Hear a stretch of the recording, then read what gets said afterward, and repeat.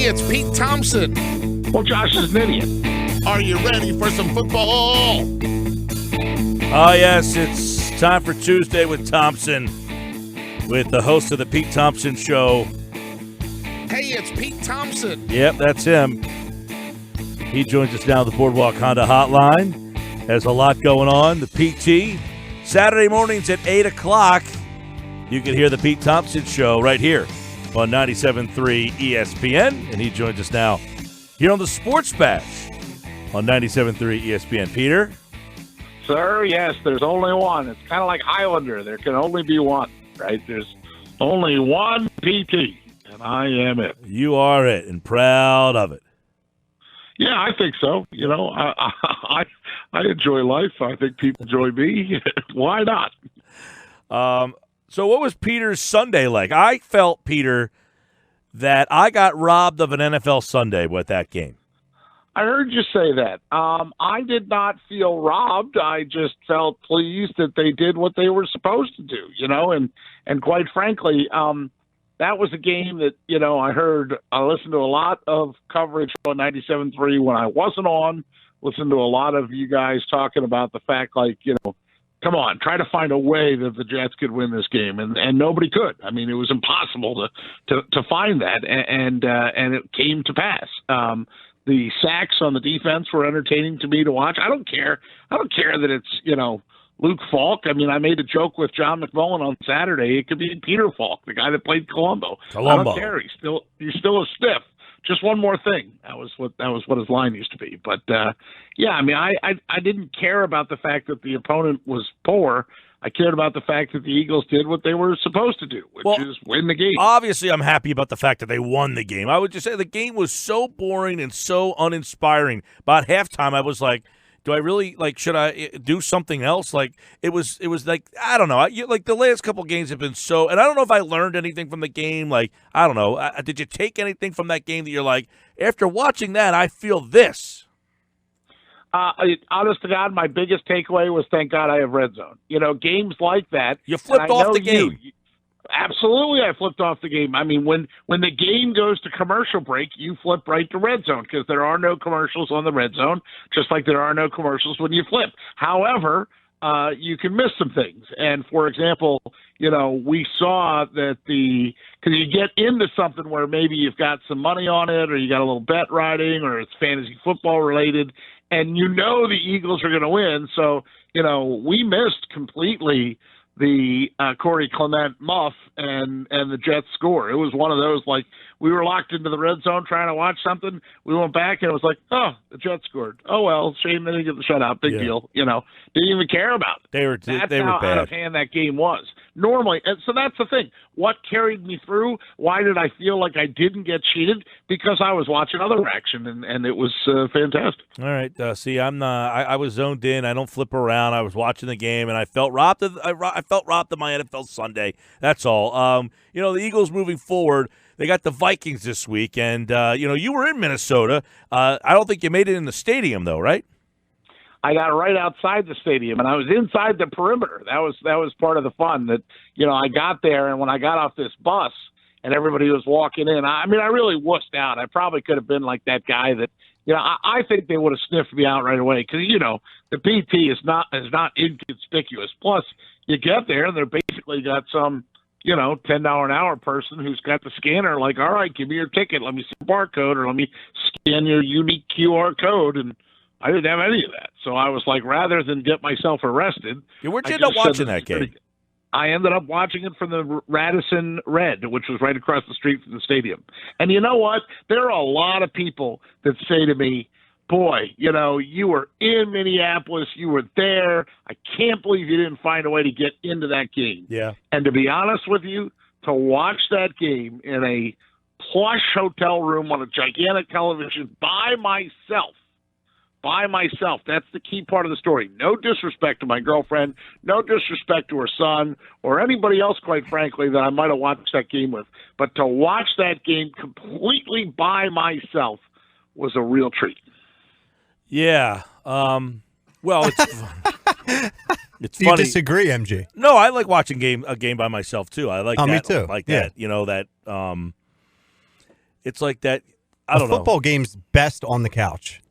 Yeah. Like a Super Bowl, going to a Super Bowl is something that I think you have to try and do at some point in your life, but it also sounds like a nightmare to me. I don't know that I have a lot. Like last night, for instance, Scott Grayson texted me about setting up dates for the Super Bowl this year. And I'm talking about going as a fan. Right. But like we were talking about going, and he asked me like how long I want to stay. I said I want to get out of there on Saturday. I want out of that town on Saturday. I do not want to be there any longer than that.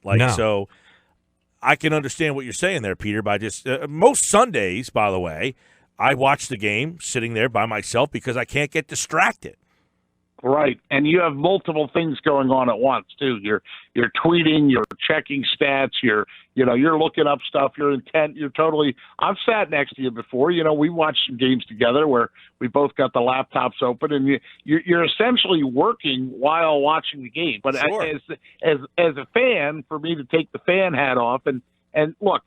There's my ultimate commentary on the Jets game. How captivating was the Eagles-Jets game? The PT didn't even bother tweeting. I mean, there was nothing that drove me to actually pick up the phone and go, God, I got to tweet about that, right? No, I was just fine with it, like letting it happen because it was a foregone conclusion.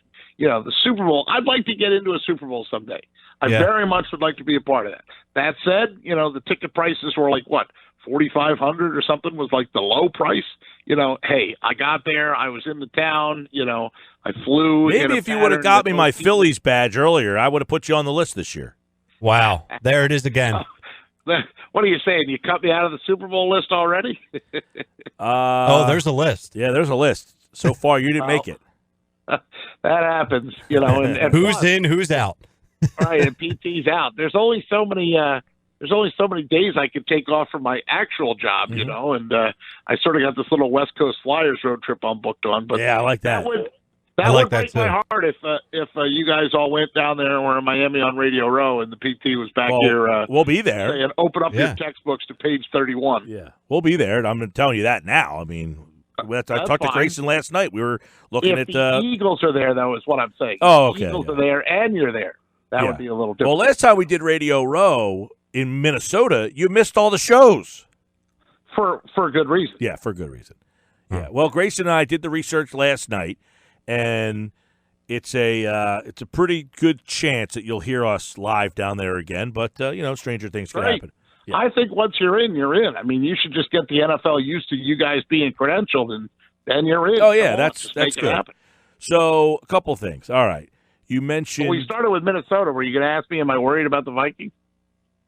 Yeah. What do you think about the game, Peter? I think that their next three games are all opponents that road. And this whole narrative of blaming Bryce Harper, somebody said that the Eagles asked to be on the road. I don't think the Eagles were never asked to be on the road, would they?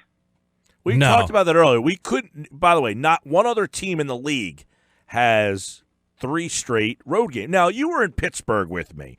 Would you classify those stadiums as next to each other? I wouldn't. The baseball stadium, no, because there's buildings in between them. I wouldn't say they're right next to each other. They don't share a parking lot. They're close, though. They're close. But would you say a Pirates playoff game would impact the flow of traffic in that city for a Steelers game? Oh, absolutely. Sure, but they're not. Especially with the Rivers.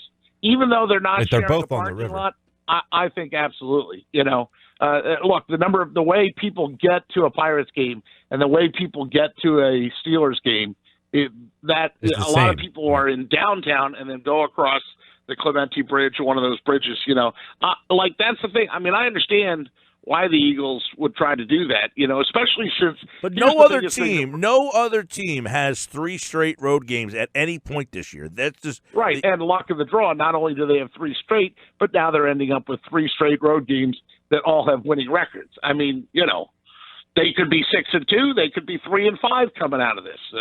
We'll see. I wonder if anything going on in those cities impacted. Well, no, that wouldn't make sense either. I'm trying to figure out why they have 3 straight road games, trying to dissect it. But the whole Bryce, somebody wrote, can you blame Bryce Harper? Because when they got him, that they felt for sure they were going to be in the playoffs, that forced the NFL to say, all right, we want to clear Philly out. We don't want – the reasoning was the way that the ballpark area is set up, they're so close that having two games there at the same time is a problem. It's a problem. I mean, it worked in 08 or 09, but it was tight. And the difference was in 08 or 09. Well, I think they learned from 08, 09. They don't want to do it again. Ever again. And I also think, too, Mike, I think that in 08 or 09, they didn't fully, they just sit there and think, well, an Eagles game is 66,000 something, right? Well, now, as you guys know, Eagles games there are whole legions of fans that don't even care if they have a ticket. They just want to go up, be a part of the experience, be in the parking lot, tailgate, and watch the game in the parking lot and get sauced. Agree. That's growing, too. More and more people are doing that. That's what I think. You get a 72-inch television in the parking lot. Yeah. You don't even need I mean, people just love, like what PT said. I know a ton of people in this area that have been going up every Sunday. They've been at every home game. They have not been inside very many the West stadium. Virginia games. Neither did I. Right. I would say less than 50%. Right, because the tailgating is so good. Plus, I mean, I was seeing these pictures. A guy sent me a picture of Matt Alba that used to work at TV40, works at PHL 17 now. I said, hey, you know this guy's like, oh, yeah, cool. I said, where are you tailgating? He says, in Lot P, which is the Phillies lot, right? And I said, did you go into the game? Oh, hell no. He says, we just sat out here and tailgated. And there you go. That's the exact crowd. Hey, this is from Bob Ford. He says, in their wisdom, the NFL schedule makers put what is called a stadium hold on Lincoln Financial Field for most of the month of October. This was done in anticipation of the Phillies playing across the street much of that time. The schedule makers were wowed by the Phillies' gaudy off-season signings, but they had more faith in Vince Velasquez and Nick Pivetta than was hey, nobody's perfect. That's funny. Has that ever happened before, guys? What's that? What's that? When was the last time that the NFL, let's use the NFL, obviously, for example. I can't believe that the NFL schedule makers would even take that into account. That's what I'm saying. I've never heard this before in my life. But it goes back to the other thing. Like, all right, name a team that you know is going to make the playoffs. The Red Sox and the they're not near, the stadiums are not anywhere near each other. The Yankees, they're not near Madison Square. That's the point. I'm trying to find another situation. And by the way, the Pirates don't qualify. I know. I was trying to say MetLife. The Pirates don't qualify as a perennial playoff team. No. Right. Those are the really the one would be like when the Royals were in the World Series, did the Chiefs have a home game? That would be something to look up. How close are those? Same parking lot. They're as close as Lincoln Financial Field is to the Wells Fargo Center. Yeah, but I can't think of another stadium setup that is comparable to Kansas City and Philadelphia, where all of them are in the same. Now, some of them might be a couple of, like the Pittsburgh one. Isn't there another Xfinity? Is that Kansas City? I think so. Okay. I knew there was another city that was borderline identical to Philly. I didn't know which one. Well, the Kansas City, I believe, there's architects that they're from Kansas City that designed Citizens Bank Park. Am I right about that, Peter? Yeah, I think that's called HOK is the architect company. Yeah, and I think so. I think they had something to do with Camden Yards even way back in the day. But I can't think of, like, even Camden Yards and what's it called down there?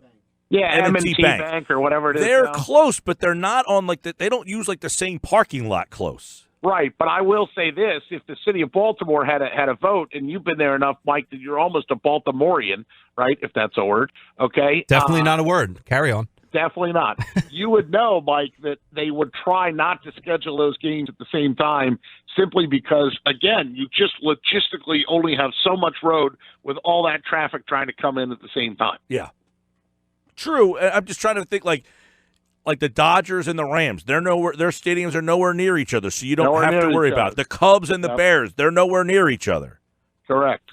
So the Phillies, I just found it bizarre that the schedule makers would have taken that into account to say, we're going to stick you on the road for 3 games. Now, on the flip side, like, you could schedule the Eagles at 1 o'clock in the afternoon, and most likely a Phillies playoff game would have been a night game. That's another thing that, to me, makes it odd that they said, we're going to stick you on the road for 3 straight.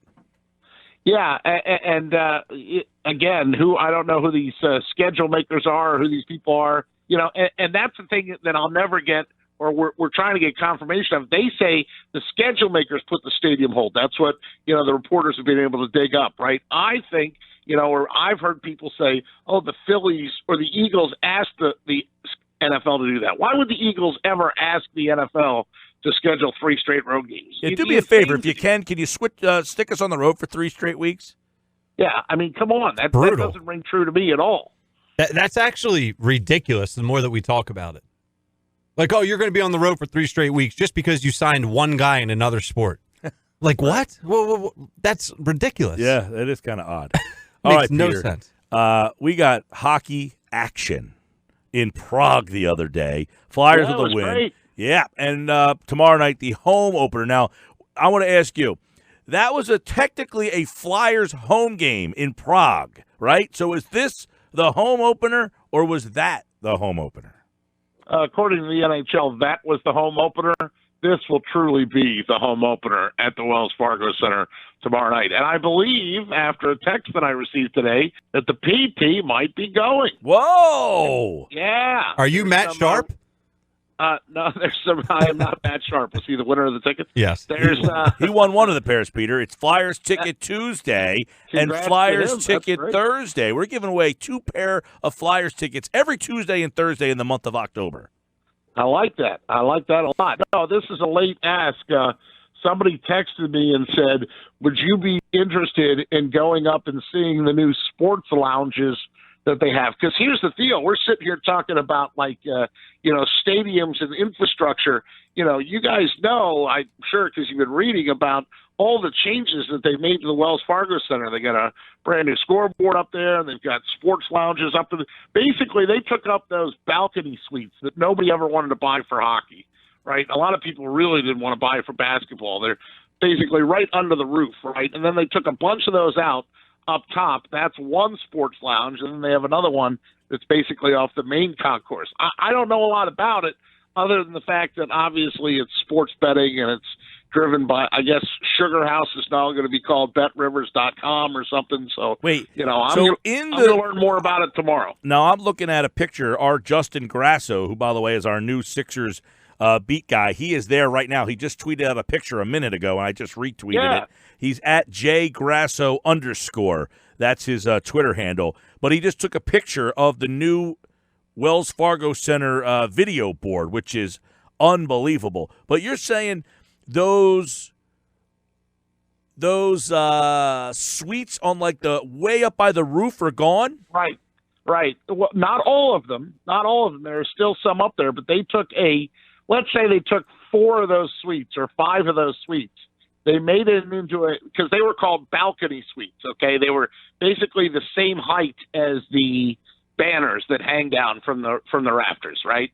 And they took out the walls, knocked out a bunch of walls, and then made that like a VIP area that has like leather couches and leather armchairs and, places to sit. And, our guy Seltzer, Gil, right? I mean, he's got a bunch of stuff. They got couches, fireplaces. I mean, this is ridiculous how nice this place is. And I don't know if I'm up there tomorrow or if I'm down on the one that's down off the main level. All I know is that they asked me, and I said, hell yeah, I'll go check it out. I mean, now, PT, how do I turn that down? PT going as a fan, do you go sweater? Do you wear a hockey sweater tomorrow to the game? Absolutely not. Today was Spirit Day at our school, and I tried to squeeze myself into an old Mike Richards sweater that I had from the Winter Classic. And let's just put it this way. The jersey size is 2X. The PT is not. I mean, I look like a sausage casing. It was bad. How long did you wear the sweater? No, I took it off. I didn't even wear it to school. I wouldn't subject myself to that. I mean, come on. I just wore you could wear any team, so it didn't have to be a jersey. So I just, for the second day in a row, wore an Eagles golf polo, and everything was fine. What's funny is that I have another jersey from back when I worked for another radio station. You may remember those days, MG.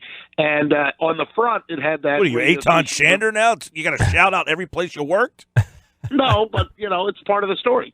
The point is on the back, it has my name, Thompson, and the number was 40 with a peacock. So, I thought, all right, I'll wear this one. So I put that thing on. Now, it's a goalie jersey, right? So anybody that plays hockey knows that's like size 52 or 54 or something like that. And so was it big enough to fit my gut?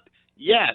But the problem is it has long sleeves because you need sleeves to cover like your elbow pad, your blocker pads. Like, if Carter Hart took his jersey off, he'd look like, the Michelin Man with all the stuff he's got on his arms. So the sleeves are long, and it was so stupid I couldn't wear Just that. roll the either. sleeves so I was, up. Not roll the sleeves up. Trust me, if you saw these things, I know. it looks dumb. I've worn one before. A hockey, a Goalie jersey, yes. Yeah. Yeah. Plus the Hey, by the PT way, size while we're having this conversation, have you told Pete Thompson about your Sunday? I have told him. What do you think He probably forgot. Yeah, Peter. What do you think about that? Sunday. What happened on Sunday? Of course. No. This coming Sunday. This Sunday coming up. This coming involving Sunday, myself. This is your big thing, right? You're going down and being the in-arena host or whatever. That is correct. Yep. Yes. Yeah. Why don't you give or whatever? Yeah. Yeah. Or whatever. That's all we can leave it. Yeah. So. Yeah. No. I mean, for the listeners that care, there's probably 3 or 4 of them. I'm one of 5 people that made it to the final round, I guess you can call it, for the Washington Wizards in-arena host guy. Yeah. So I think that's great. I did that for the Blackjacks this past year. Anyone that's been to a Sixers game, Christian Crosby, he does it for them.